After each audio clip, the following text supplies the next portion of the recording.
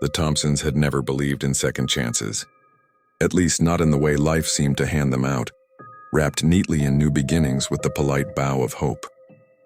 After the accident, after the funeral, and after the cold, quiet months that followed, Daniel and Emma Thompson had grown accustomed to living inside grief.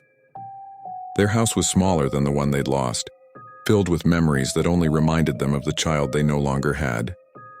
But grief has a way of pressing people forward, sometimes whether they want it or not. "We need a fresh start," Emma had said one evening, voice tight but resolute. Daniel didn't argue. He was tired of arguing. Their teenage son, Miles, had been quiet since the accident, spending hours in his room, headphones clamped over his ears as though the music could shield him from reality. So, when the realtor called with a new listing in Old Victorian on Greystone Lane, Emma insisted they see it. The house was everything you'd expect from a storybook. A steep, gabled roof, tall, narrow windows with peeling white trim, and a wide porch whose boards groaned under even the lightest step. Dust motes floated lazily in the beams of the afternoon sun, giving the air an almost magical shimmer. A wrought iron gate leaned on one hinge at the front, squealing a warning as Emma pushed it open. "It's perfect," she whispered, though Daniel could see the hesitation in her eyes. "It feels like it's been waiting for us." Daniel shrugged, though he found himself unconsciously scanning the house as he spoke. "It's old. You know that old houses always have problems." Emma gave him that patient look, the one that reminded him why he had fallen in love with her. "Then we'll fix them," she said, smiling. Inside, the house smelled faintly of damp wood and time itself. The staircase was steep, the banister polished smooth by decades of hands that had gripped it in excitement, fear, and grief. Wallpaper in the dining room had begun peeling at the corners, revealing layers of floral patterns beneath each one, a relic of another era. Miles, in contrast to his parents' hushed awe, muttered under his breath as he wandered the house. "Haunted," he said, not looking up from the shadowed hallway. "Definitely haunted." Emma laughed lightly, though the sound didn't mask a twinge of unease. "Old houses have character," she said, "not ghosts." The first night in the new house was quiet. Too quiet. Not the comfortable silence of a home that had been lived in and loved, but a pressing, expectant quiet that seemed to listen. Emma had insisted they sleep together in the master bedroom, Daniel and she on the bed, Miles in a sleeping bag on the floor, a gesture toward safety and closeness. But even as the lights went out, she couldn't shake the feeling that the house was watching. It began subtly, almost imperceptibly, a soft sigh like air moving through the cracks of the walls. Emma paused, listening. She thought she imagined it, the sound so faint it could have been the wind outside. "Did you hear that?" she asked, her voice barely above a whisper. Daniel, half asleep, murmured something about pipes and rolled over. Miles, snug in his sleeping bag, didn't even stir. Emma lay awake, heart pounding. And then she heard it again, and a voice soft and tentative calling her name. "Emma." Her breath caught. She pressed herself against Daniel's side, hesitating. Could it be a dream? But the voice repeated, clearer this time, coming from somewhere above, from the vent near the ceiling. "Emma," Daniel muttered in his sleep, shifting. Emma didn't wake him. She wasn't sure she wanted to. The following morning, everything seemed normal. Breakfast was a quiet affair. The sunlight streaming through the cracked windows made the dust glitter like tiny stars. Emma tried to laugh off the previous night, but when she glanced at the walls, a shiver ran down her spine. The shadows in the corners seemed longer than they should have been. "I think I heard something last night," she admitted carefully. Daniel frowned, spoon frozen halfway to his mouth. "You mean?" "Yes, a voice, whispering my name." Daniel chuckled, though it lacked warmth. "Old houses settle, you were tired." "You had a bad dream," Miles snorted, rolling his eyes. "Yeah, Mom, that's called your imagination."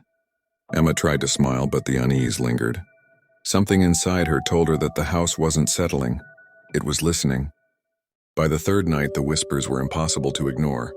It started small, a murmur in the hall, a faint rustling above the ceiling. Emma tried to brush it off as the wind or the house shifting. But when she walked through the hallway to check on Miles, the whispers seemed to follow her, soft, urgent, insistent. She froze, realizing the voice had changed. It was no longer just her name. "You shouldn't have lied," it said. Emma's heart stopped. She spun, searching the walls. Miles was asleep, Daniel was snoring. Yet the voice came again, this time from the kitchen sink. She's hiding the truth. Emma swallowed hard. She wanted to run, to scream, but her legs were frozen. She pressed herself against the wall, listening. The whispers became a chorus, a litany of judgments only she could hear. The house was awake. By the end of the week, every corner of the home seemed alive with voices. Shadows stretched unnaturally, moving in ways that defied logic.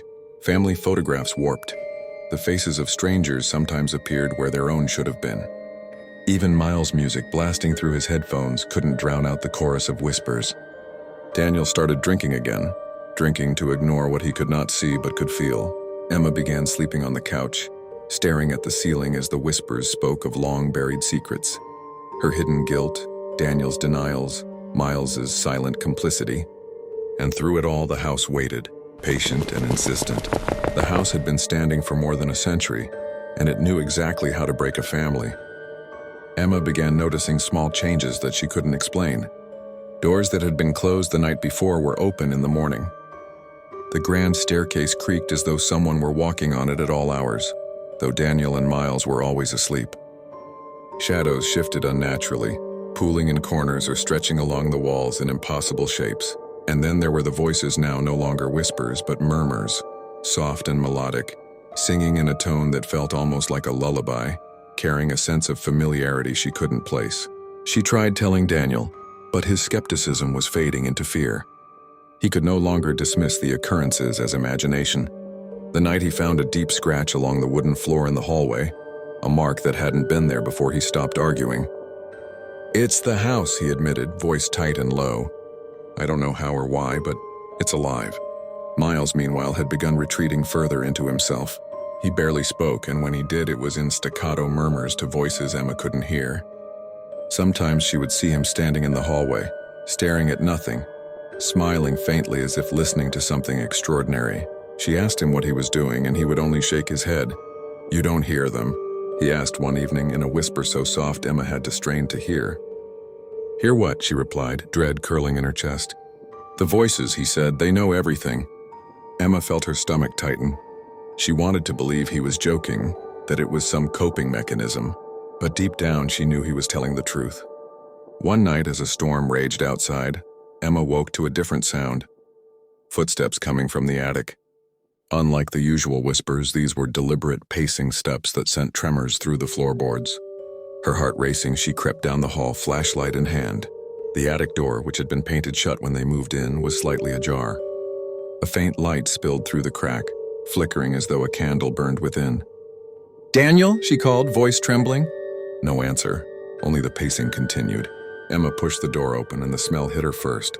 Damp earth, decay, and something metallic like rusted iron. The attic was empty, or at least appeared so. But the shadows twisted along the walls, forming shapes that shouldn't exist. Tall figures crouched and watching. And then she saw it. A small handprint etched into the dust on the floorboards, perfectly preserved. Her breath caught. It was the hand of a child. "Emma?" a voice called from behind her. She spun around. Daniel was at the base of the stairs, looking pale and uncertain. It's the house," he said. "I think it wants us. It wants something from us." "What?" she asked, dread flooding her veins. Daniel shook his head. "I don't know, but I feel it in my bones. It's alive." The next day, Emma found herself drawn to the attic again, despite Daniel's warnings. She carried a small notebook, determined to record whatever she could. As she climbed the stairs, the whispers greeted her, soft and sweet, calling her name and mingling with the sound of the storm outside. "Emma, come. Listen." The attic was a shrine of forgotten belongings, trunks, furniture draped in yellowed sheets, and stacks of books whose titles had long since faded. Dust danced in the light of the flashlight, and in the corner she saw them. Shadows gathered around a small empty crib. The whispers coalesced into words she could finally understand. "Your secrets, we know them, you can't hide." Emma stepped back, heart pounding. Who are you?"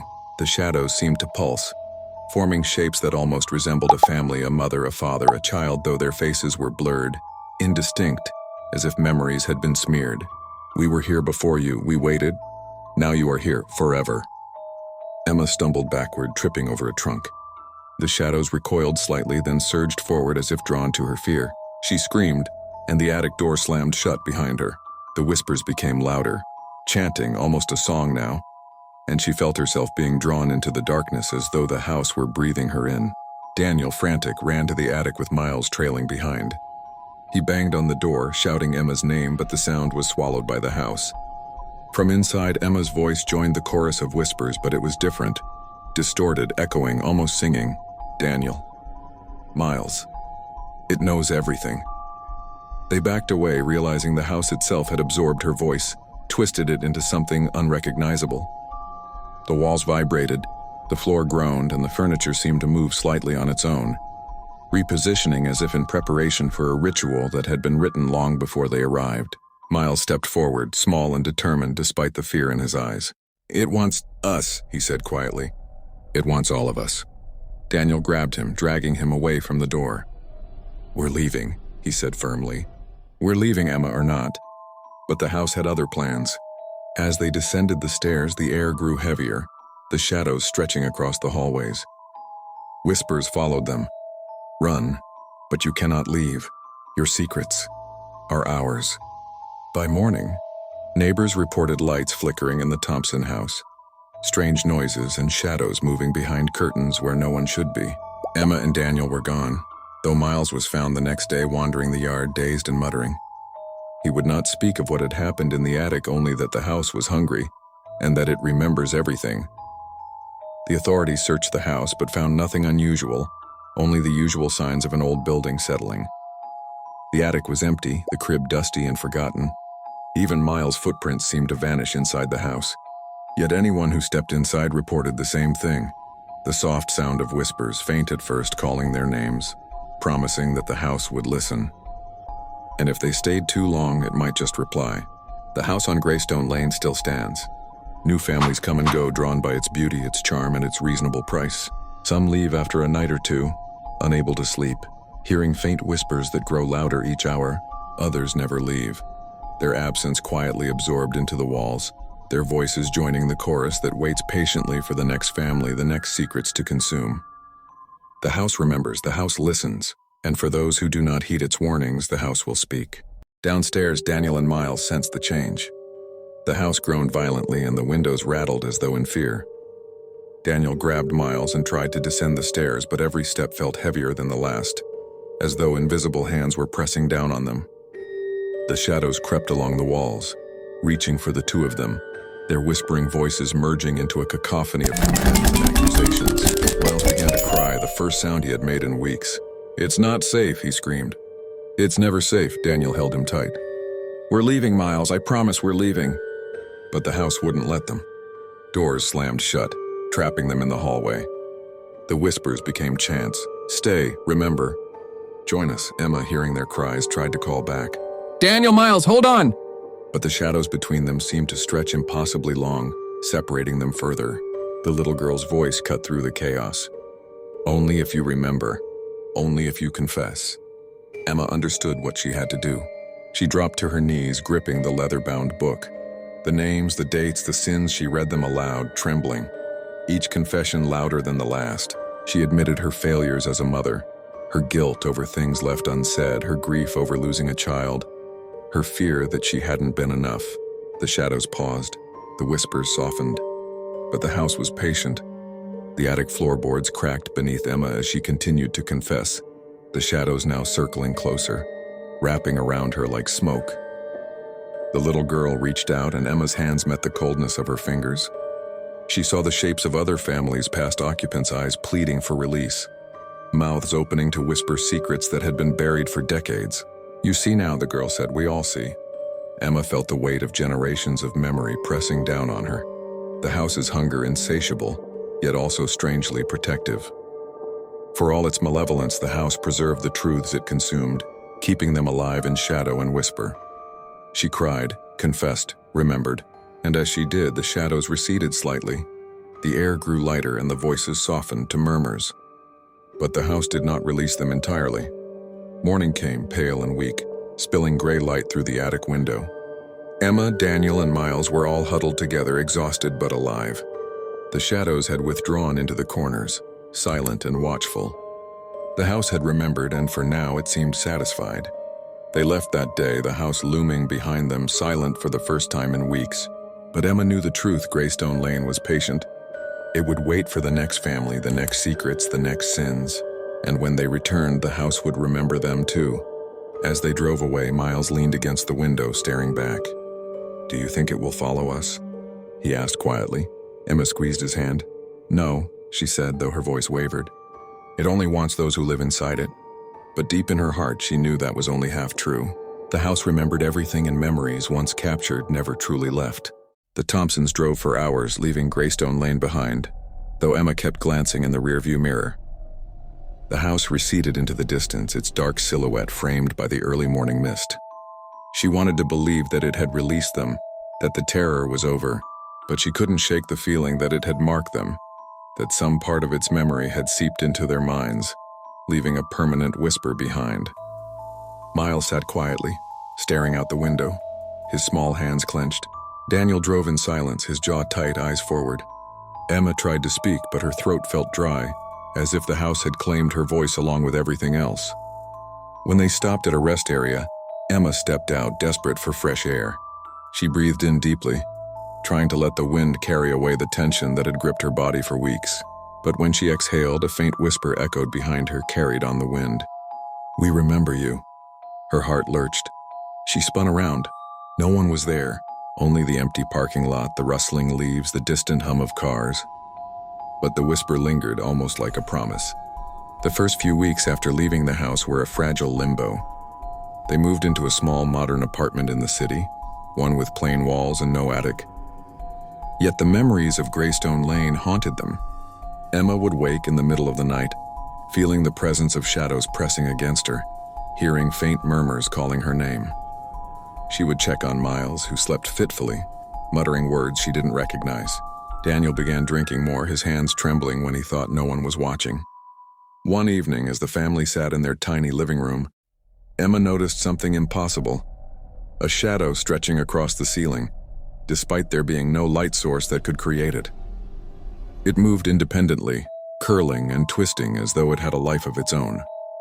The whisper came again, soft and intimate, a voice only she could hear. "You belong to us now." She froze.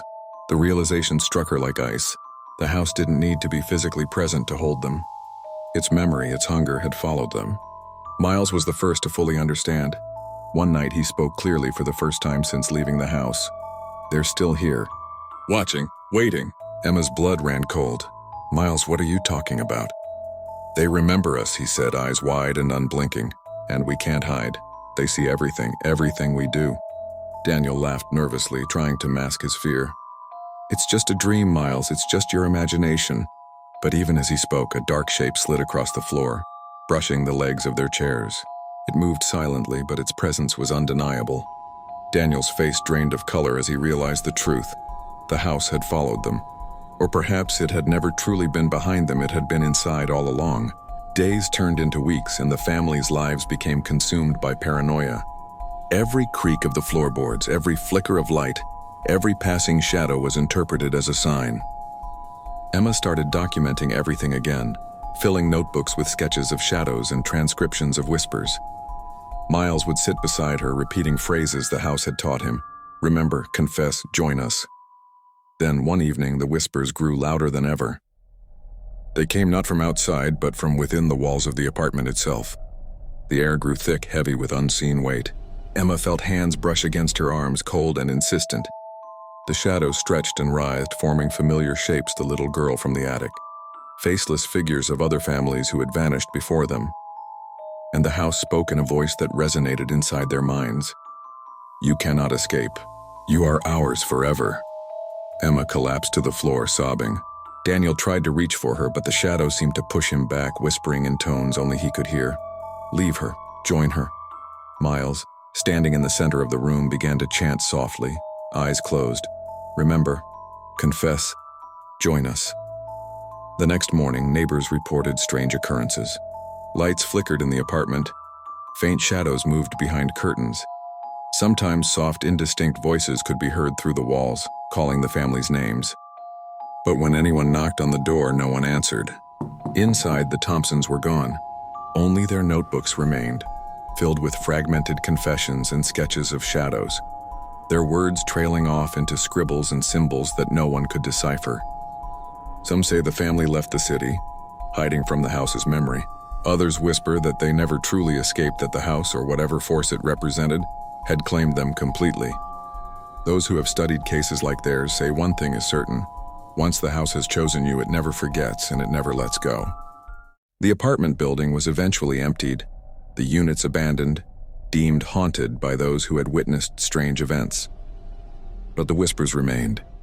Anyone who entered could hear them, faint at first, then growing louder, promising secrets, demanding confessions. Shadows lingered long after the sun had set, twisting across floors and walls in impossible shapes. And somewhere, always, the house waits, patient, insatiable, remembering every sin, every guilt, every hidden truth. Because the house does not merely exist. The house listens, the house remembers, and the house always hungers.